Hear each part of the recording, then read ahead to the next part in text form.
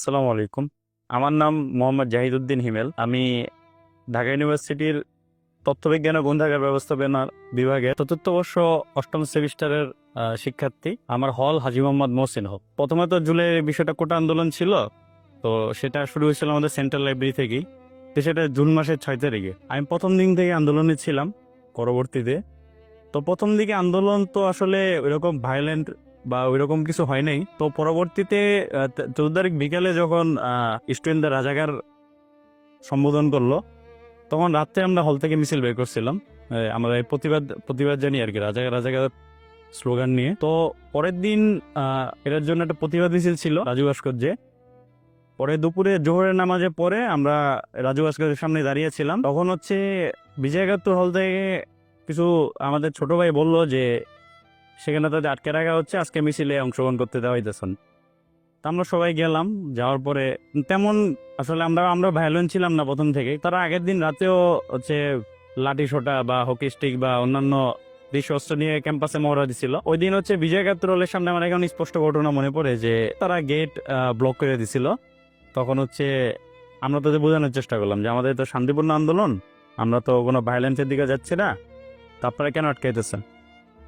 তারা হচ্ছে উপর থেকে ইট আর হচ্ছে একটা কাচের বোতল মানে নিচে মারলো আর কি। পরে আমাদের এক ভাই, তার হচ্ছে মাথা ফেটে গেছে।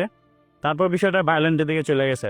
তাদের রুমে যেই টাইপের দেশি অস্ত্রশস্ত্র ছিল, লাঠি সোটা স্টেম থেকে শুরু করে সবকিছু বের করে নিয়ে আমাদের উপরে অ্যাটাক করলো। তারপর প্রথম আমরা ছত্রভঙ্গ হয়ে গেছিলাম। পরবর্তীতে হচ্ছে আমরা আবার হচ্ছে মল চত্বরে হচ্ছে সবাই আবার একত্রিত হয়ে পরে প্রতিরোধের কিছু চেষ্টা করছিলাম। তারপরে আমাদের ধাওয়া দিয়ে হচ্ছে বিশ চত্বরের দিকে নিয়ে গেল। নিয়ে যাওয়ার পর আমাদের হচ্ছে 3 দিক থেকে অ্যাটাক করা হয়েছে। তো নীলক্ষেত থেকে, এই দিয়ে টিএসসি থেকে বা ওদিক থেকে হচ্ছে বঙ্গবন্ধু হলে পকেট গেট দিয়ে হচ্ছে তারা ক্যাম্পাসে ঢুকছিল। তারপর তো আমাদের হাতে কোনো লাঠি সোটা ছিল না, কোনো কিছু ছিল না, আমাদের হাত একেবারে খালি ছিল ধরতে গেলে। তো তারপর 3 দিক থেকে অ্যাটাক করার পর তো আমরা আর পরিস্থিতি সামাল দিতে পারিনি। তখন ভিড়ে মাঝখানে পড়ে গেছিলাম। তখন হচ্ছে ওই অনেকে ছিল, হেলমেট পরা ছিল, আমি কারো আইডেন্টিফাই করতে পারি নাই ওই টাইমে। তো তারা সবাই আমার ঘিরে ধরলো, 4-5 জন ঘিরে দেওয়ার পরে তো ভায়োলেন্টলি অ্যাটাক করা শুরু করলো। তো পরবর্তীতে হসপিটালে গেলাম, ডিএমসিতে আমার বন্ধুরা হসপিটালে নিয়ে গেল। হসপিটালে যাওয়ার পরেও সেম পরিস্থিতি, যে ওদিকে হচ্ছে হসপিটালের ভিতরে অ্যাটাক করা হইতেছে। আমি যখন ট্রিটমেন্ট নিতেছিলাম তখন একবার অ্যাটাক করা হয়েছে, আমি যখন হসপিটাল থেকে বেরিয়েছিলাম তখন আর একবার অ্যাটাক করা হয়েছে। তারপরে তো ওই বিকালের দিকে শহীদুল্লাহ হলের দিকে, এফএইচ হলের দিকে তো যেই মারামারি হইলো, ওটা তো দেশের সব মিডিয়াতেই মোটামুটি হাইলাইট হয়েছে। তো তারা পরবর্তীতে হচ্ছে আমি বন্ধুর মেসে চলে গেছিলাম, ওদিক থেকে বাসায় চলে গেছিলাম। পরবর্তী 16 তারিখে অ্যাটেন্ড করতে পারিনি, আমার পুরো শরীরে ইঞ্জুরি ছিল। মেজর কোনো ইঞ্জুরি ছিল না, কিন্তু পুরো শরীরে কালচে কালচে দাগ পড়ে গেছিল। ওই হকি স্টিক রড স্টেম দিয়ে পিটানো হয়েছিল আমাকে। তারপর 17 তারিখ ভোরবেলা শুনতে পেলাম যে আমাদের হলে বের করে দেওয়া হইতেছে। 17 তারিখ সকালে হচ্ছে আমি হলে আসলাম। হলে আসার পর আমরা বিকাল পর্যন্ত একসাথে ছিলাম। তারপরে তো বিশ্ববিদ্যালয়ে প্রশাসন বিশ্ববিদ্যালয় অফ করে দিল, হলগুলো বন্ধ করে দিল। তারপরে হচ্ছে আমি বাসায় চলে গেছিলাম। তারপরে হচ্ছে আমার জায়গা থেকে আমি যতটুকু করা যায় আমি আন্দোলনের সময় চেষ্টা করছি, বা অনেকে যারা আন্দোলনের ফ্রন্ট লাইনে ছিল এর মধ্যে অনেকে আমার বাসায় আশ্রয় নিয়েছে। আমি তাদেরকে মানে যতটুকু সেফে রাখা যায় আমি সর্বোচ্চ চেষ্টা করছি। তারপর যখন আমার শরীর সুস্থ হওয়ার পরে আমি ক্যাম্পাসে আসছি, আন্দোলন হয়েছে।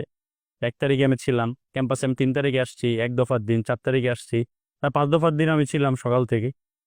তো এই হচ্ছে মোটামুটি আমার এই জুলাই মাসের স্মৃতিচারণের মর্মান্তিক ঘটনা বলতে 15 তারিখে দুপুরে যখন 20 চত্বর দিকে দিকে যখন আমাদের অ্যাটাক করা হইলো, তখন তো আসলে কেউ পরিস্থিতি বুঝতে পারেনি। আর সবচেয়ে খারাপ লাগার বিষয় হচ্ছে মেয়েরা সামনে ছিল, মানে আমার বোনরা ক্যাম্পাসের, তো তাদের উপরে সবচেয়ে ভায়োলেন্ট অ্যাটাক করা হয়েছে না আমার দেখার মতে আর কি। তো ওই 20 চত্বর থেকে ফুলা রোডে বা ব্রিটিশ কাউন্সিলে যাওয়ার রাস্তায় ওদিকটা হচ্ছে মিডিয়া তেমন এটা কভার করতে পারে, ঠিক একটা শিল তৈরি করে রাখছিল যাতে মিডিয়া ভিতরে না ঢুকতে পারে। তো ওই জায়গায় হইতাছে আমার বোনদের উপর সবচেয়ে মানে বাজেভাবে অ্যাটাক করা হয়েছে। তো আমার চোখের সামনেই কারো মাথা ফাটা দেওয়া হয়েছে, কারো হচ্ছে মাটিতে ফেলে পিটানো হয়েছে। তো এই অনেক কিছু ফুটেজ আসছে সামনে, অনেক কিছু আসে নাই। তো এই ঘটনায় সবচেয়ে সে পীড়া দেয় একটা ঘটনা হচ্ছে যে 18 তারিখে বিকালের দিকে একটা কথা মনে পড়ে যে এই মোহাম্মদপুরের দিকে কোন আন্দোলনে ছিলাম। তো সেই সময় হচ্ছে এই পুলিশের সাথে হচ্ছে আন্দোলনকারীদের রাস্তায় ছাত্র জনতার মানে মুখোমুখি সংঘর্ষ হওয়ার পর পুলিশ মোটামুটি একটু বেকায়দায় বেড়ে গেছিল। তারপর পুলিশের মোটামুটি যে অ্যামিউনিশন আসছিল, যা গোলাবারুদ ছিল, সব শেষ হয়ে গেছিল, মোটামুটি সাউন্ড গ্যাস থেকে শুরু সবকিছু। তারপর মানে হঠাৎ দেখলাম যে ওই র্যাবের নামদা একটা হেলিকপ্টার উপর থেকে হঠাৎ গুলি করে ফেললো। ঠিক আছে, তখন তো আমরা এই সিচুয়েশন তো কোনোদিন ফেসও করি নাই। হঠাৎ দেখে তো আমরা আসলে পরিস্থিতিও বুঝতে পারি নাই, প্যানিক হয়ে গেছিলাম। তো এটা একটা খারাপ স্মৃতি। একটা খারাপ স্মৃতি হইতাছে যে 5 তারিখে হচ্ছে এই শহীদ মিনারের দিকে, ওদিকে হচ্ছে এপিবিএন এর যেই সদস্যরা ছিল তারাও ওই চানকাপুল থেকে অ্যাটাক করার পর আমাদের উপরে এদিকে অ্যাটাক করছিল।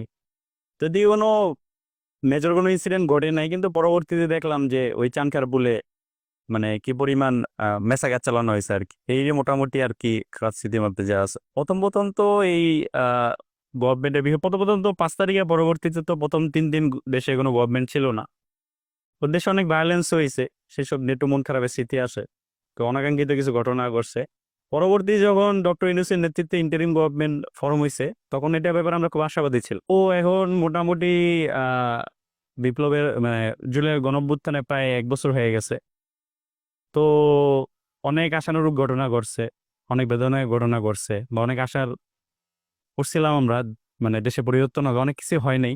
তো এটা মিক্স ফিলিং আর কি, যে খুব আশানুরূপ কিছু না বা খুব হতাশাজনক কিছু না।